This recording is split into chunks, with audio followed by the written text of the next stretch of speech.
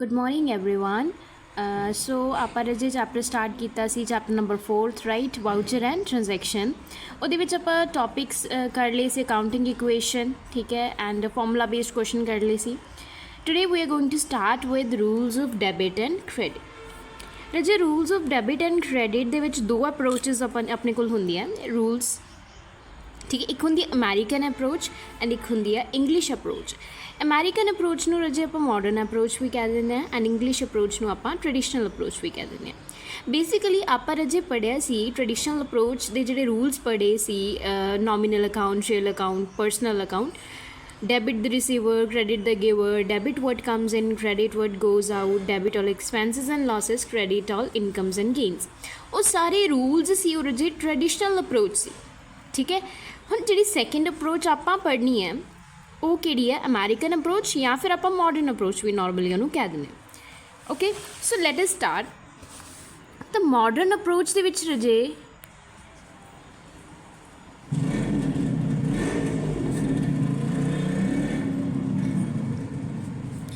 ਪੰਜ ਅਕਾਊਂਟਸ ਹੁੰਦੇ modern approach ਵਿੱਚ ਕਿੰਨੇ ਅਕਾਊਂਟਸ ਹੁੰਦੇ ਆ ਪੰਜ ਸਭ ਤੋਂ ਪਹਿਲਾਂ ਹੁੰਦਾ ਹੈ ਐਸੈਟ ਅਕਾਊਂਟ ਠੀਕ ਹੈ ਦੈਨ ਇੱਕ ਹੁੰਦਾ ਜੀ ਲਾਇਬਿਲਿਟੀ ਅਕਾਊਂਟ ਔਰ we can say liabilities also ਠੀਕ ਹੈ ਇੱਕ ਹੁੰਦਾ ਹੈ ਇਨਕਮ ਅਕਾਊਂਟਸ ਇੱਕ ਹੁੰਦਾ ਆਪਣੇ ਕੋਲੇ ਐਕਸਪੈਂਸ ਅਕਾਊਂਟ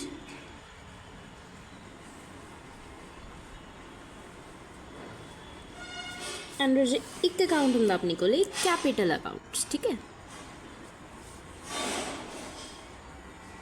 ਕਲੀਅਰ ਸੋ ਆਪਾਂ ਇਹ ਪੰਜੋ ਅਕਾਊਂਟਸ ਅੱਜ ਪੜ੍ਹਨੇ ਆ ਠੀਕ ਹੈ ਕਿ ਇਸ ਅਕਾਊਂਟਸ ਦੇ ਅਕੋਰਡਿੰਗ ਕਿਵੇਂ ਕਿਵੇਂ ਰੂਲਸ ਅਸੀਂ ਐਪਲੀਕੇਬਲ ਕਰਨੇ ਸੋ ਫਸਟ ਆਫ ਆਲ ਪਹਿਲਾ ਅਕਾਊਂਟ ਕਿਹੜਾ ਆ ਐਸੈਟ ਅਕਾਊਂਟ ਸਭ ਤੋਂ ਪਹਿਲਾਂ ਰਜੇ ਗੱਲ ਕਰਾਂਗੇ asset account the for example ਕਿ ਅਸੀਂ ਬਿਜ਼ਨਸ ਦੇ ਵਿੱਚ ਕੋਈ ਐਸੈਟ ਲੈ ਕੇ ਆਂਦਾ ਠੀਕ ਹੈ ਐਸੈਟ ਕੀ ਲੈ ਕੇ ਆਂਦਾ ਜੇ ਅਸੀਂ ਬਿਜ਼ਨਸ ਦੇ ਵਿੱਚ ਕੋਈ ਵੀ ਐਸੈਟ ਫੋਰ ਐਗਜ਼ਾਮਪਲ ਮਸ਼ੀਨ ਮੰਨ ਲਓ ਠੀਕ ਹੈ ਜਾਂ ਕੋਈ ਫਰਨੀਚਰ ਮੰਨ ਲਓ ਐਨੀਥਿੰਗ ਕੋਈ ਵੀ asset whether fixed okay whether not asset ਰਜੇ ਜਦੋਂ ਅਸੀਂ ਲੈ ਕੇ ਆਂਦਾ ਤਾਂ ਓਬਵੀਅਸ ਐਸੈਟ ਇਨਕਰੀਜ਼ ਹੋਊਗਾ ਆਪਣੇ ਬਿਜ਼ਨਸ ਦੇ ਵਿੱਚ ਯੈਸ ਠੀਕ ਹੈ ਐਸੈਟ ਜਦੋਂ ਖਰੀਦਾਂਗੇ ਤਾਂ ਆਪਣੇ ਬਿਜ਼ਨਸ ਦੇ ਵਿੱਚ ਐਸੈਟ ਵੱਧ ਗਿਆ ਨਾ ਤਾਂ ਇਨਕਰੀਜ਼ ਹੋ ਗਿਆ ਤਾਂ ਜਦੋਂ ਐਸੈਟ ਇਨਕਰੀਜ਼ ਹੋਊਗਾ ਅਸੀਂ ਉਹਨੂੰ ਕੀ ਕਰਨਾ ਹੈ ਡੈਬਿਟ ਕਰਨਾ ਕਲੀਅਰ ਫੋਰ ਐਗਜ਼ਾਮਪਲ ਮੈਂ ਬਿਜ਼ਨਸ 'ਚੋਂ ਮਸ਼ੀਨ ਹੁਣ ਸੇਲ ਕਰ ਰਹੀ ਹਾਂ ਕੀ ਕਰ ਰਹੀ ਹਾਂ ਸੇਲ ਕਰ ਰਹੀ ਹਾਂ ਤਾਂ ਇਹਦਾ ਮਤਲਬ ਐਸੈਟ ਮੇਰੇ ਬਿਜ਼ਨਸ 'ਚੋਂ ਘੱਟ ਜਾਏਗਾ ਡਿਕਰੀਜ਼ ਹੋ ਜਾਏਗਾ ਤਾਂ ਜਦੋਂ ਐਸੈਟ ਡਿਕਰੀਜ਼ ਹੁੰਦਾ ਅਸੀਂ ਉਹਨੂੰ ਕੀ ਕਰਦੇ ਹਾਂ ਕ੍ਰੈਡਿਟ ਕਰਦੇ ਹਾਂ ਕਲੀਅਰ ਤੁਹਾਨੂੰ ਰਜੇ ਕੁਐਸਚਨ ਆਈ ਆ ਸਕਦਾ ਹੈ ਐਸੈਟ ਗਿਵਨ ਹੋਊਗਾ ਇਨਕਰੀਜ਼ ਹੋ ਰਿਹਾ ਤਾਂ ਕਿਹੜੀ ਸਾਈਡ ਆਊਗਾ ਡੈਬਿਟ ਸਾਈਡ ਆਊਗਾ ਜਾਂ ਕ੍ਰੈਡਿਟ ਸਾਈਡ ਆਊਗਾ ਜੇ ਉਹਨਾਂ ਨੇ ਕਿਹਾ ਐਸੈਟ ਹੈ ਤੁਹਾਡੇ ਕੋਲ ਉਹ ਡਿਕਰੀਜ਼ ਹੋ ਰਿਹਾ ਤੁਸੀਂ ਦੱਸੋ ਡੈਬਿਟ ਸਾਈਡ ਆਊਗਾ ਜਾਂ ਕ੍ਰੈਡਿਟ ਸਾਈਡ ਆਊਗਾ ਠੀਕ ਹੈ ਸੋ ਇਹ ਰੂਲ ਸੀ ਐਸੈਟ ਅਕਾਊਂਟ ਐਸੈਟ ਜੇ ਤਾਂ ਆ ਰਿਹਾ ਜਾਂ ਇਨਕਰੀਜ਼ ਹੋ ਰਿਹਾ ਤਾਂ ਡੈਬਿਟ ਕਰਨਾ ਜੇ ਐਸੈਟ ਡਿਕਰੀਜ਼ ਹੋ ਰਿਹਾ ਜਾਂ ਸੇਲ ਹੋ ਰਿਹਾ ਉਹਨੂੰ ਕੀ ਕਰਨਾ ਕ੍ਰੈਡਿਟ ਕਰਨਾ ਕਲੀਅਰ ਸੋ ਨੈਕਸਟ ਰਜੇ similarly expense account asset account ਅਤੇ ਐਕਸਪੈਂਸ ਅਕਾਊਂਟ ਦੇ ਰੂਲਸ ਜਿਹੜੇ ਹੈਗੇ ਉਹ ਸੇਮ ਹੈ ਐਕਸਪੈਂਸ ਕੋਈ ਵੀ ਹੋ ਸਕਦਾ ਜੇ ਸੈਲਰੀ ਇਜ਼ ਐਨ ਐਕਸਪੈਂਸ ਅਗਰ ਅਸੀਂ ਸੈਲਰੀ ਪੇ ਕਰਦੇ ਪਏ ਹਾਂ wages is also N expense ਅਗਰ ਅਸੀਂ ਇੰਟਰਸਟ ਪੇ ਕਰਦੇ ਹਾਂ ਦੈਟ ਇਜ਼ ਆਲਸੋ ਐਕਸਪੈਂਸ ਠੀਕ ਹੈ ਹੁਣ ਸੇਮ ਰੂਲ ਜਿਵੇਂ ਐਸੈਟ ਦੇ ਵਿੱਚ ਆ ਉਵੇਂ ਐਕਸਪੈਂਸ ਦੇ ਵਿੱਚ ਆ ਠੀਕ ਹੈ ਜੇ ਤਾਂ ਖਰਚੇ ਸਾਡੇ ਵੱਧ ਰਹੇ ਆ ਇਨਕਰੀਜ਼ ਹੋ ਰਿਹਾ ਤਾਂ ਅਸੀਂ ਉਹਨੂੰ ਕੀ ਕਰਨਾ ਡੈਬਿਟ ਕਰਨਾ ਕਲੀਅਰ ਜੇ ਰਜੇ ਐਕਸਪੈਂਸ ਆਪਣਾ ਹੋ ਰਿਹਾ ਡਿਕਰੀਜ਼ ਖਰਚ ਸਾਡੇ ਕੀ ਹੋ ਰਿਹਾ ਘਟ ਰਿਹਾ ਤਾਂ ਅਸੀਂ ਕੀ ਕਰਨਾ ਉਹਨੂੰ ਕ੍ਰੈਡਿਟ ਕਰਨਾ ਸੋ ਕਲੀਅਰ ਹੋ ਗਿਆ ਤੁਹਾਨੂੰ ਅਗਰ ਐਸੈਟ ਦਾ ਪੁੱਛਿਆ ਜਾਂ ਐਕਸਪੈਂਸ ਦਾ ਪੁੱਛਿਆ ਜੇ ਐਸੈਟ ਜਾਂ ਐਕਸਪੈਂਸ ਦੋਨੋਂ ਇਨਕਰੀਜ਼ ਹੋ ਰਹੇ ਆ ਤਾਂ ਡੈਬਿਟ ਹੋਣਗੇ ਐਸੈਟ ਜਾਂ ਫਿਰ ਐਕਸਪੈਂਸ ਅਗਰ ਡਿਕਰੀਜ਼ ਹੋ ਰਿਹਾ ਤਾਂ ਦੋਨੋਂ ਕ੍ਰੈਡਿਟ ਹੋਣਗੇ ਇਹ ਦੋਨੋਂ ਹੀ ਨੇ ਜਿਹੜੇ ਬਿਲਕੁਲ ਸਿਮਿਲਰ ਹੈ ਐਸੈਟ ਐਂਡ ਐਕਸਪੈਂਸ ਠੀਕ ਹੈ ਉਸ ਤੋਂ ਬਾਅਦ ਜੇ ਆਪਾਂ ਮੂਵ ਔਨ ਕਰਦੇ ਨੈਕਸਟ ਅਕਾਊਂਟ ਦੇ ਵੱਲ ਦੈਟ ਇਜ਼ ਥਰਡ ਅਕਾਊਂਟ ਜਿਹੜਾ ਹੈ ਲਾਇਬਿਲਿਟੀਜ਼ ਅਕਾਊਂਟ ਲਾਇਬਿਲਿਟੀਜ਼ ਅਕਾਊਂਟ। ਰਾਜੇ ਦੇਖੋ ਹੁਣ ਇਹਦੇ 'ਚ ਆਪੋਜ਼ਿਟ ਹੋ ਜਾਣਾ, ਜੇ ਤਾਂ ਲਾਇਬਿਲਿਟੀ ਹੋ ਰਹੀ ਹੈ ਇਨਕਰੀਜ਼, ਫਿਰ ਅਸੀਂ ਕੀ ਕਰਨਾ, ਕ੍ਰੈਡਿਟ। ਐਸੈਟ 'ਚ ਡੈਬਿਟ ਕਰਦੇ ਹੁੰਦੇ ਨਾ, ਤਾਂ ਲਾਇਬਿਲਿਟੀ 'ਚ ਕ੍ਰੈਡਿਟ ਕਰਨਾ ਹੈ। ਜੇ ਲਾਇਬਿਲਿਟੀਜ਼ ਹੋ ਰਹੀਆਂ ਸਾਡੀ ਡਿਕਰੀਜ਼, ਘਟ ਰਹੀਆਂ, ਤਾਂ ਇਹ ਕੀ ਹੋ ਜਾਏਗਾ, ਕਿਹੜੀ ਸਾਈਡ ਰਿਕਾਰਡ ਕਰਨਾ ਹੈ, ਡੈਬਿਟ ਸਾਈਡ 'ਤੇ। Is that clear? ਯਾਨੀ ਕਿ ਐਸੈਟ ਤੇ ਐਕਸਪੈਂਸ ਨਾਲੋਂ ਲਾਇਬਿਲਿਟੀਜ਼ ਬਿਲਕੁਲ ਕੀ ਹੈ, ਆਪੋਜ਼ਿਟ ਹੈ। ਠੀਕ ਹੈ, ਲਾਇਬਿਲਿਟੀਜ਼ ਕੋਈ ਵੀ ਹੋ ਸਕਦੀ ਹੈ, ਬਿਲਸ ਪੇਬਲ, ਯੈਸ, ਕ੍ਰੈਡੀਟਰ ਹੋ ਸਕਦਾ। ਅਗਰ ਕ੍ਰੈਡੀਟਰ ਰਜੇ ਜੇ ਅਸੀਂ ਉਧਾਰ 'ਤੇ ਕੋਈ ਸਮਾਨ ਖਰੀਦ ਰਹੇ ਹਾਂ ਤਾਂ ਉਧਾਰ ਇਨਕਰੀਜ਼ ਹੋ ਰਿਹਾ, ਅਤੇ ਕ੍ਰੈਡਿਟ 'ਤੇ ਚੀਜ਼ਾਂ ਲੈ ਰਹੇ ਤਾਂ ਇਨਕਰੀਜ਼ ਹੋ ਰਿਹਾ। ਤਾਂ ਜੇ ਲਾਇਬਿਲਿਟੀ ਸਾਡੀ ਇਨਕਰੀਜ਼ ਹੋ ਰਹੀ ਤਾਂ ਅਸੀਂ ਉਹਨੂੰ ਕਿਹੜੀ ਸਾਈਡ ਰਿਕਾਰਡ ਕਰਨਾ, ਕ੍ਰੈਡਿਟ ਸਾਈਡ 'ਤੇ ਰਿਕਾਰਡ ਕਰਨਾ। ਜੇ ਲਾਇਬਿਲਿਟੀ ਸਾਡੀ ਡਿਕਰੀਜ਼ ਹੋ ਰਹੀ ਹੈ, ਮੰਨ ਕੇ ਚਲੋ ਮੈਂ ਆਲਰੇਡੀ ਕੋਈ ਚੀਜ਼ ਕ੍ਰੈਡਿਟ 'ਤੇ ਖਰੀਦੀ ਸੀ, ਉਧਾਰ ਖਰੀਦੀ ਸੀ, ਬਟ ਹੁਣ ਉਹਦੇ ਮੈਂ ਪੈਸੇ ਦੇ ਤੇ, ਇਹਦਾ ਮਤਲਬ ਲਾਇਬਿਲਿਟੀ ਮੇਰੀ ਘੱਟ ਗਈ। ਤਾਂ ਅਗਰ ਮੇਰੀ ਲਾਇਬਿਲਿਟੀ ਡਿਕਰੀਜ਼ ਹੋ ਰਹੀ ਹੈ ਤਾਂ ਮੈਨੂੰ ਕਿਹੜੀ ਸਾਈਡ 'ਤੇ ਰਿਕਾਰਡ ਕਰਨਾ, ਡੈਬਿਟ ਸਾਈਡ 'ਤੇ। ਕਲੀਅਰ? ਸੋ ਨੈਕਸਟ ਰਜੇ ਲਾਇਬਿਲਿਟੀਜ਼ ਹੋ ਗਿਆ। ਸਿਮਿਲਰਲੀ ਜਿੱਦਾਂ ਲਾਇਬਿਲਿਟੀਜ਼ ਆ ਰਜੇ, ਉੱਦਾਂ ਹੀ ਕੀ ਹੈ, ਨੈਕਸਟ ਆ ਜਾਏਗਾ ਇਨਕਮ ਅਕਾਊਂਟ। ਕਿਹੜਾ ਅਕਾਊਂਟ ਹੈ, ਇਨਕਮ ਅਕਾਊਂਟ। ਇਹ ਬਿਲਕੁਲ ਸੇਮ ਹੈ। ਦੇਖੋ ਰਜੇ ਇਨਕਮ ਜੇ ਤਾਂ ਹੋ ਰਹੀ ਹੈ ਇਨਕਰੀਜ਼, ਫਿਰ ਕਿਹੜੀ ਸਾਈਡ ਰਿਕਾਰਡ ਹੋਊਗੀ, ਕ੍ਰੈਡਿਟ ਸਾਈਡ 'ਤੇ। ਕਲੀਅਰ? ਜੇ ਹੋ ਰਹੀ ਹੈ ਰਜੇ ਇਨਕਮ ਡਿਕਰੀਜ਼, ਇਨਕਮ ਘਟ ਰਹੀ ਹੈ, ਫਿਰ ਕਿਹੜੀ ਸਾਈਡ 'ਤੇ ਰਿਕਾਰਡ ਹੋਊਗੀ, ਡੈਬਿਟ ਸਾਈਡ 'ਤੇ। Don't you think liabilities and income ਦੋਨੋਂ ਸੇਮ ਹੈ? ਦੇਖੋ ਸੇਮ ਹੈ ਨਾ। ਦੇਖੋ ਲਾਇਬਿਲਿਟੀ ਇਨਕਰੀਜ਼ ਹੋ ਰਹੀ ਤਾਂ ਕ੍ਰੈਡਿਟ, ਇਨਕਮ ਵੀ ਇਨਕਰੀਜ਼ ਹੋ ਰਹੀ ਤਾਂ ਕ੍ਰੈਡਿਟ, ਡਿਕਰੀਜ਼ ਹੋ ਰਹੀ ਤਾਂ ਡੈਬਿਟ, ਤਾਂ ਇਨਕਮ ਵੀ ਜੇ ਡਿਕਰੀਜ਼ ਹੋ ਰਹੀ ਹੈ ਤਾਂ ਡੈਬਿਟ। ਕਲੀਅਰ? ਅੱਛਾ ਇਨਕਮ ਕੀ ਹੋ ਸਕਦੀ ਹੈ ਬਈ? ਇਨਕਮ ਦੇਖੋ ਅਗਰ ਮੈਂ ਰੈਂਟ ਰਿਸੀਵ ਕਰ ਰਹੀ ਹਾਂ, ਦੈਟ ਇਜ਼ ਇਨਕਮ, ਕਿਉਂਕਿ ਰੈਂਟ ਮਿਲ ਰਿਹਾ ਨਾ। ਅਗਰ ਮੈਂ ਇੰਟਰਸਟ ਰਿਸੀਵ ਕਰ ਰਹੀ ਹਾਂ, that is also income. Yes, ਅਗਰ ਮੈਨੂੰ ਪ੍ਰੋਫਿਟ ਹੋ ਰਿਹਾ, that is also income. Clear ਹੋ ਗਿਆ ਵੀ? ਚਲੋ ਰਜੇ move on to the next last account. ਕਿਹੜਾ? Capital account. ਕਿਹੜਾ ਅਕਾਊਂਟ ਹੈ?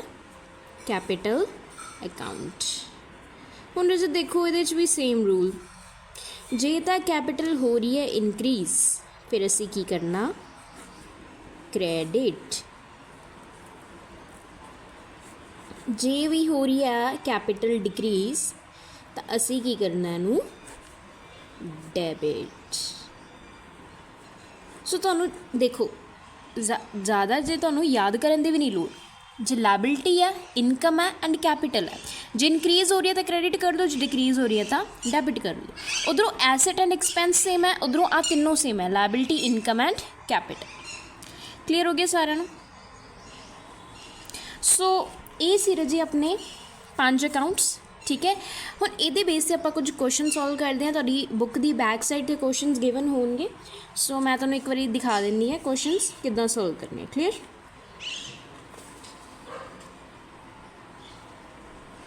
ਸੋ ਓਕੇ, ਇਹ ਅਕਾਊਂਟਿੰਗ ਇਕੁਏਸ਼ਨ ਵਿੱਚ ਆਪਾਂ ਸੋਲਵ ਕੀਤਾ ਸੀ। ਐਂਡ ਆ ਦੇਖੋ ਫॉर एग्जाम्पल a क्वेश्चन है on which side will the increase in following accounts be recorded। ठीक है, तो also state the nature of account. हुण वो कह रहा ये अकाउंट दे विच जे इनक्रीज़ हो रहा तो किहड़ी साइड ते रिकॉर्ड हो।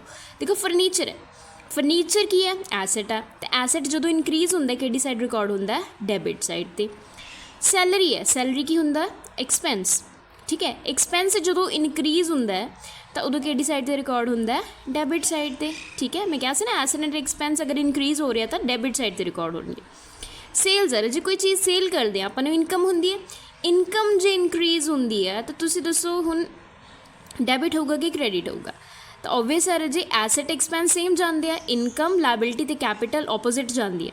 इट मीनस सेल्स की है, इनकम है, तो इनकम जो इनक्रीज़ होंदी है तो किहड़ी साइड रिकॉर्ड होंदी है, क्रेडिट साइड ते। सो हुण है क्रेडिटर, क्रेडिटर की होंदा लायबिलिटी, तो लायबिलिटी जो इनक्रीज़ होंदी किहड़ी साइड रिकॉर्ड होंदी है, क्रेडिट साइड ते। मोहन प्रोप्राइटर है जी, देखो प्रोप्राइटर, प्रोप्राइटर ऑबवियस की इन्वेस्ट करता होंदा कैपिटल, कैपिटल जो इनक्रीज़ हो रही है तो किहड़ी साइड रिकॉर्ड होगी, क्रेडिट साइड पे। परचेजेस अकाउंट, परचेज किया, एक्सपेंस है, एक्सपेंस जो इनक्रीज होंगे आ उदों किहड़ी साइड रिकॉर्ड होंगे आ, डेबिट साइड पे। इंटरस्ट पे किया, ये भी रजे एक्सपेंस है, तो एक्सपेंस जो इनक्रीज होंगे किहड़ी साइड रिकॉर्ड होंगे आ, डेबिट साइड पे। राम डेटर, डेटर कौन होंगे भी, एसेट, जिहदे तो असीं पैसा लेना है, तो पैसा लेना तो रजे एसेट हो गया, तो एसेट जो इनक्रीज होंगे किहड़ी साइड रिकॉर्ड होंगे आ, डेबिट साइड पे। सो ये क्वेश्चन है जिहड़े 19th question, 20th question, 21st, ये क्वेश्चन सिमिलर एवं ही करने, तुसीं क्वेश्चन ये सारे सॉल्व करने, ठीक है। एंड इस तरह का क्वेश्चन मैं तुहानूं सॉल्व करके दिखा दिनी है। Question number 22, open a T shape account for machinery and put the following transaction on the proper side. देखो जी हुण तक तो आप दसना सी भी किहड़ी साइड रिकॉर्ड होणगे, इत्थे आप टी शेप अकाउंट बनाना, ठीक है। हुण मैं तुहानूं दस दी टी शेप अकाउंट बनेगा किवें। अकाउंट है मशीनरी अकाउंट, ऊपर हेडिंग दे दी मशीनरी अकाउंट, ठीक है। Increase amount, decrease amount, is that clear. जी एक किहड़ी साइड है, डेबिट साइड, एंड एक किहड़ी साइड है, क्रेडिट साइड। ये तुहाडा फॉर्मैट। हुण देखो रजे मशीनरी अकाउंट किहड़ा अकाउंट है, एसेट अकाउंट है, यस। तो मैं तुहानूं ऑलरेडी कहा सी कि जिहड़ा एसेट है उसदी डेबिट साइड की होंदा, इंक्रीज होंदा, एंड क्रेडिट साइड की होंदा, डिक्रीज होंदा, ठीक है। सो देखो फर्स्ट ट्रांजैक्शन, मशीनरी परचेज की 40,000 की। रजे मशीन खरीदांगे तो अपने बिजनेस मशीन आई, ठीक है। तो मशीन इनक्रीज हुई है, इट मीनस मशीन इनक्रीज हुई है, तो इत्थे की लिखना है, परचेज या परचेजेस लिख लो, ठीक है। परचेज मशीनरी किन्ने दी खरीदी रजे 40,000। मशीन इनक्रीज हुई है ना, तो मशीन इनक्रीज हुई है, तो इनक्रीज किधरली साइड रिकॉर्ड होनी है, डेबिट से। नैक्सट रजे मशीनरी सोल्ड 10,000 दी। हुण रजे मशीन आप वेची है, तो मशीन अपने को घट जाएगी, तो इत्थे की लिखना है, सेल्स मशीनरी, ठीक है। किन्ने दी सेल की रजे 10,000 दी, ठीक है। 10,000 की मशीन सेल करती, ऑब्वियस है मशीन सेल करांगे तो मशीन अपने को घट जाएगी ना, तो डिक्रीज हो रही है, तो डिक्रीज किहड़ी साइड रिकॉर्ड होनी है, क्रेडिट साइड पे। क्लियर। नैक्सट है रजे मशीन परचेज, अगेन मशीन असी खरीदी है तो ऑब्वियस है रजे इनक्रीज होगी, तो परचेज्ड मशीनरी 8,000 की खरीदी है रजे 8,000, okay. Next machinery discarded, discarded मीनस की होंदा रजे सोल्ड, मशीनरी डिस्कार्डेड मीनस सोल्ड, तो सेल कह सकते आप मशीन की सेल, जो मशीन सेल करेंगे मशीन घट गई, किन्ने दी 14,000, क्लियर। इस तो बाद रजे डेप्रीसीएशन on machinery. Raje डेप्रीसीएशन on machinery का मतलब की है, जो मशीन दी वैल्यू जी घट जाती है। मैं तुहानूं वर्ड डेप्रीसीएशन ऑलरेडी क्लास के दस्या कि डेप्रीसीएशन मतलब की है, जो किसी भी एसेट की वैल्यू घट जाती है, चाहे वो यूज़ करन दे नाल, चाहे कोई चीज़ खराब हो गई है, वैल्यू घट गई है, घिसावट हो गई किसी भी एसेट की, उन्होंने असीं की कहने आ, डेप्रीसीएशन। तो मशीनरी की जो जी वैल्यू घटूगी तो मतलब मशीनरी डिक्रीज हो रही है, तो असीं की करना इधर रिकॉर्ड, डेप्रीसीएशन किन्ने दी रजे, डेप्रीसीएशन ऑन मशीनरी है 1,000।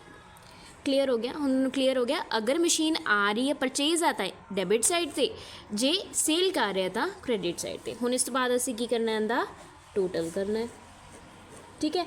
देखो 10,000 हो गया, 14,000 हो गया 1,000, इधर किन्ने बन 48,000, इट मीनस 48,000 आ बन गया, ठीक है। 24 एंड 25,000, तो अपने को कितना आ गया रजे 23,000, तो बैलेंस जोड़ा है कितना आया 23,000। क्लियर हो गया, हो गया 48,000। ये सी रजे टी शेप अकाउंट जिन्होंने असीं कहने मशीनरी, मतलब मशीनरी अकाउंट बनाया आप टी शेप, ठीक है। इदा ही आप है सिमिलर लेजर वांगू आ, बट कि वो आप जर्नल तो पोस्टिंग करनी है, इतने आप ट्रांजैक्शन तो पोस्टिंग करनी है। क्लियर। सो ये क्वेश्चन सी सिमिलर क्वेश्चन 23 है, सिमिलर क्वेश्चन 24 है। Okay, this is all done with today's topic. Thank you so much.